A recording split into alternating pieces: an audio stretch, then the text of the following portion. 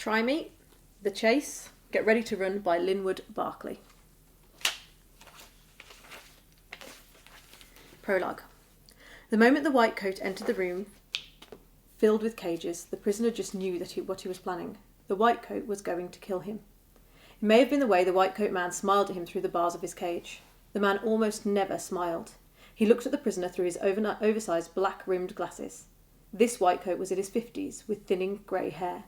He was a spindly, pale man who spent most of his days sitting at a computer or supervising in the lab, where many of the experiments were conducted and the installations performed. A security guard that allowed him to move freely through the building hung around his neck on an elastic strap. The security card displayed his image and his name, Simmons. It made sense to think of him by his actual name. There was only one Simmons, but there were very many white coats. White coat men and white coat women. Some of the others the prisoner had seen over the years were Daggett and Wilkins and the red-haired woman they called Madame Director. It had been a long time since the prisoner had had a good feeling about any of them. The whitecoats were not good people. Oh, sure, they fed him and looked after him, trained him, but they did not love him.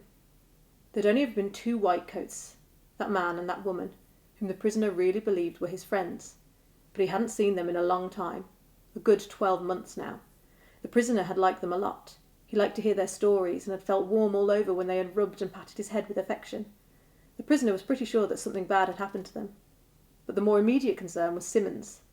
What had caught the prisoner's attention was that Simmons had both hands in the pockets of his long white coat, as though he was hiding something. The prisoner had a pretty good idea of what it might be. The prisoner moved warily back towards the back of his cage. The other captives must have noticed something was up too. There were 9 others in there, each in his or her own cage. The cages were stacked against the one wall, 5 in the bottom row, 5 in the top. 3 of the captives began to snarl and bark and pace, although pacing amounted to little more than walking in a tight circle. They had to be picking up the same signals from Simmons as the prisoner. The prisoner wished he could communicate with his fellow captives to know what they were thinking, but the whitecoats had been careful to disable any sort of sophisticated communication between the subjects, fearing that if they could forge mental links, they might band together against the whitecoats. The prisoner could still express themselves through whimpers and growls and tail wagging and raised hackles, the old-fashioned ways, but they'd all moved far beyond that now. Simmons came to within a foot of the prisoner's cage, smiled, a little bit of spinach visible between his 2 top teeth, and said, "How are we doing today? How's my boy?" The prisoner just stared back at him. It struck him that it might be better not to be confrontational. It would be better not to let Simmons know he suspected anything was wrong.